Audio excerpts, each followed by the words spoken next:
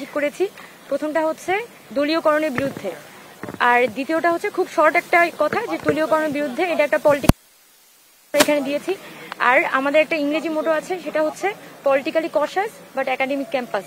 মানে আমরা আমাদের স্টুডেন্টরা যেরকম পলিটিক্যালি সচেতন হবে, তারা সকল আন্দোলন সংগ্রামে একদম সম্মুখ সারিতে অবস্থান করবে, কিন্তু আমাদের স্টুডেন্টরা এখানে একটা একাডেমিক্যালি সাউন্ড ক্যাম্পাসে বসবাস করতে হবে।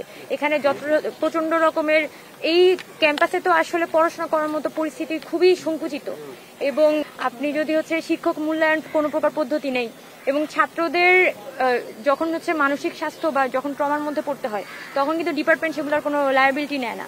এবং আমাদের পুরো সিস্টেমটাই আসলে এমনভাবে জেনারেট করা হয় যাতে ছাত্ররা নানানভাবে আসলে এক ধরনের একটা ডিপ্রেশনের মধ্যে ঢুকে যায়। থার্ড ইয়ার ফোর্থ ইয়ারে আস্তে আস্তে তারা তাদের ডিপার্টমেন্ট, তাদের ইউনিভার্সিটি আসে।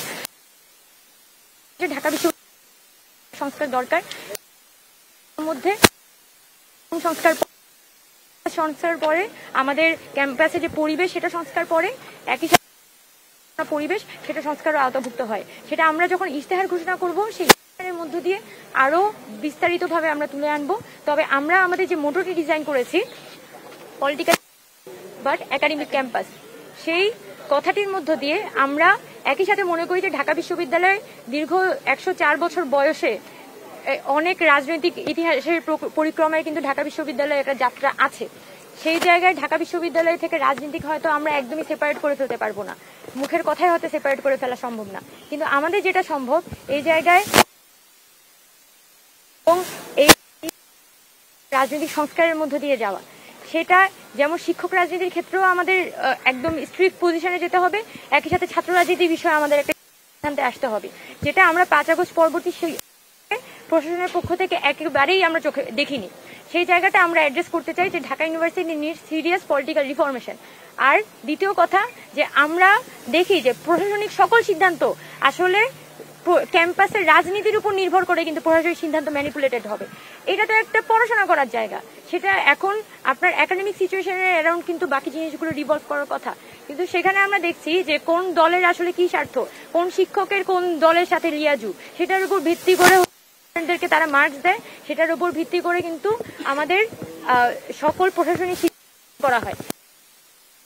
আমাদের যেটা উদ্দেশ্য সেটা হচ্ছে ঢাকা বিশ্ববিদ্যালয়কে একটা একাডেমিক্স বা এখানকার যে মানে একাডেমিয়া, সেটার অ্যারাউন্ড আসলে ঢাকা বিশ্ববিদ্যালয়কে রিভলভ করাতে হবে। এবং আমরা প্যানেলকে, আমাদের প্যানেলের মোটর মধ্য দিয়ে আমরা এটাই সামনে আনতে যাচ্ছি যে Dhaka university needs to move forward, এবং ঢাকা ইউনিভার্সিটি আজকে যদি তার এই পরিস্থিতি থেকে উত্তরণ করতে না পারে, এবং তাদের যে সাধারণ শিক্ষার্থীরা এখন ভর্তি হয়, তাদের যদি একটা বেটার একাডেমিক পরিবেশ মানে তাদের যদি হচ্ছে যে দিতে না পারে, তাহলে আগামী 10 বছর 15 বছরের মধ্যে জব মার্কেটে ঢাকা ইউনিভার্সিটি রিলেভেন্সি হারিয়ে ফেলবে।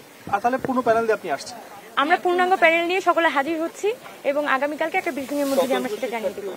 হ্যাঁ, আমরা যেটা বলতে চাই যে এখানে আমাদের যে চেষ্টাটা ছিল যে একটা নতুন কথা হচ্ছে সাধারণ শিক্ষার্থীদের সামনে হাজির করা, একটি নতুন পথ আসলে তৈরি করে দেয়া, যে পথে ঢাকা বিশ্ববিদ্যালয় আগামী দিনের ক্যাম্পাস মুভমেন্ট, আগামী দিনের পলিটিক্যাল সিচুয়েশন আসলে ড্রিভেন হবে।